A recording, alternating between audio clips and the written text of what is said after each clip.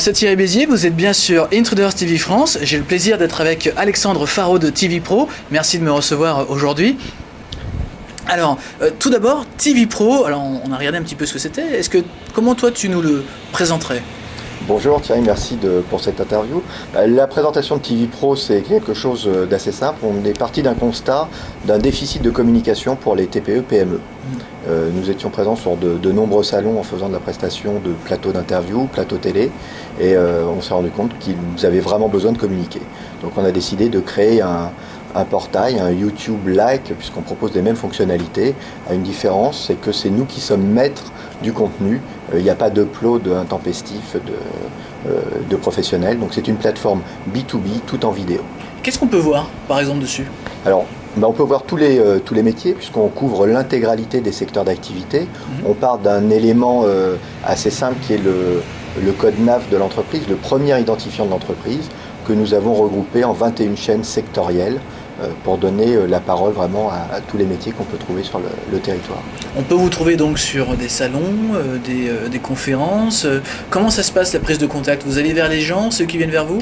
Alors, les différentes formes sont possibles. Nous sommes présents sur le maximum de salons, colloques, événements, congrès en tout genre, sur des opérations privées aussi.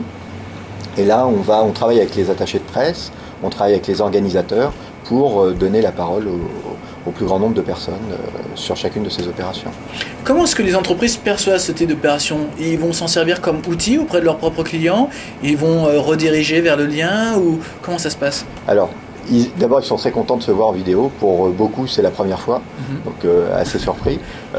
Ensuite, en termes d'utilisation, ils ont eu l'opportunité d'utiliser le lien pour le mettre dans leur pied de mail et l'envoyer à la terre entière. Ils ont aussi la possibilité d'exporter le player pour mettre sur leur blog ou leur site et d'utiliser ainsi tous les outils de viralité du Web 2 pour communiquer sur leur entreprise, leurs produits, leurs services.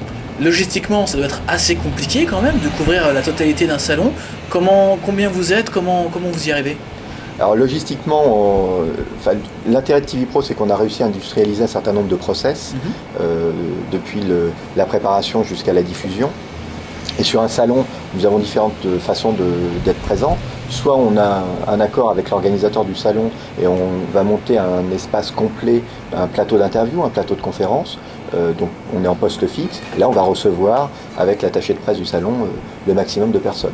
L'autre solution, c'est d'être présent sur le stand d'un industriel, d'un exposant.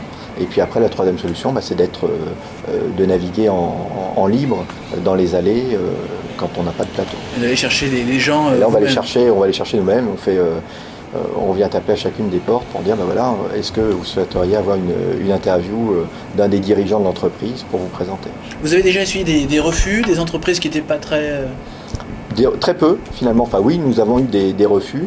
Alors les choses s'expliquent, c'est-à-dire que quand on travaille avec des grandes sociétés ou des administrations, parfois ils n'ont pas autorité pour prendre la parole. Donc là c'est un type de refus. Puis parfois il y a vraiment des personnes qui n'ont pas du tout envie de se retrouver face à la caméra. Mince alors aujourd'hui vous proposez, est-ce que ce service est payant ? Le service que vous proposez sur TV Pro, est-ce que je dois payer pour regarder les vidéos ? Pas du tout, ça fait partie du principe.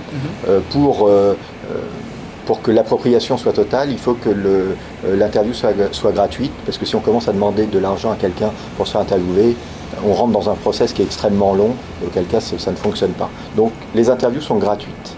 Alors qu'est-ce qui ne l'est pas pour les entreprises ? Quel est votre revenu modèle ? Alors, on a donc TV Pro, c'est un média, donc j'insiste fortement sur ce point. Donc on a un modèle publicitaire et compte tenu de la verticalité de notre communication, des secteurs d'activité dans lesquels nous travaillons, on a, comme n'importe quel autre média, un CPM assez élevé, puisqu'en plus on utilise très largement la vidéo. Donc ça c'est le premier élément du business model. Le second, c'est la notion d'annuaire en vidéo. Vous avez pu voir sur le site qu'on propose une carte de visite en vidéo. Donc les entreprises interviewées ont la possibilité, mais c'est en aucun cas une obligation, d'améliorer leur visibilité sur le site internet en rajoutant un logo, une fiche descriptive de l'entreprise. Ça coûte cher ? Non. Enfin, chacun toutes dira. Les entreprises peuvent se l'offrir. Disons qu'on a volontairement positionné un prix accessible. C'est 299 € pour 3 mois et 499 € pour un an de présence avec son logo et sa fiche descriptive de l'entreprise. TV Pro en elle-même, ça existe depuis combien de temps?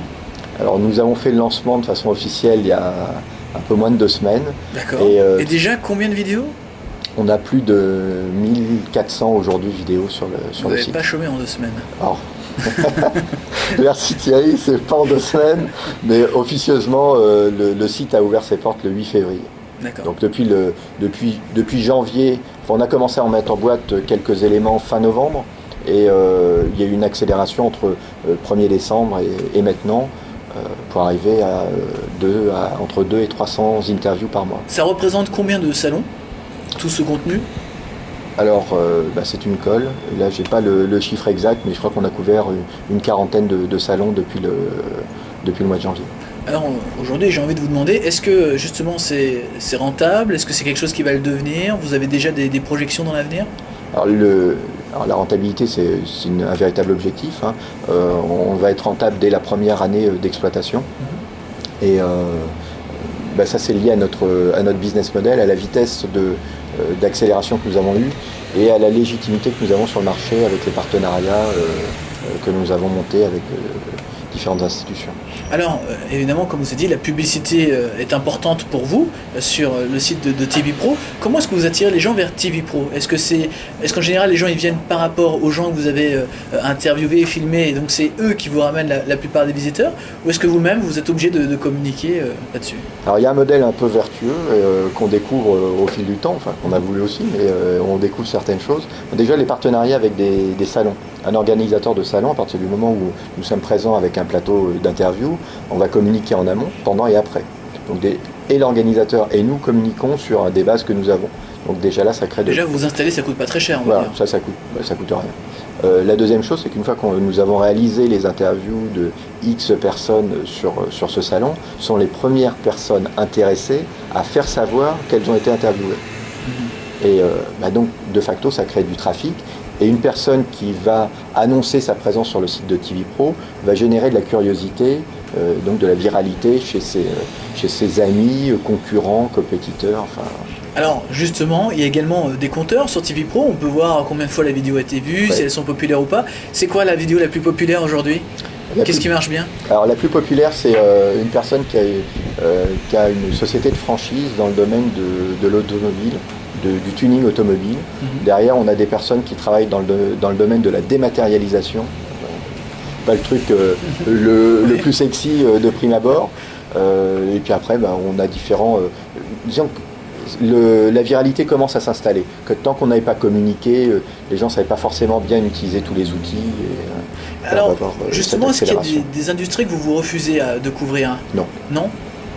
Tout. Non, vous êtes prêt à tout couvrir? Absolument, on couvre tout. Et au niveau international, vous y pensez déjà? Oui, complètement. Suivre les sociétés françaises ou pourquoi pas créer des sites dans des langues étrangères?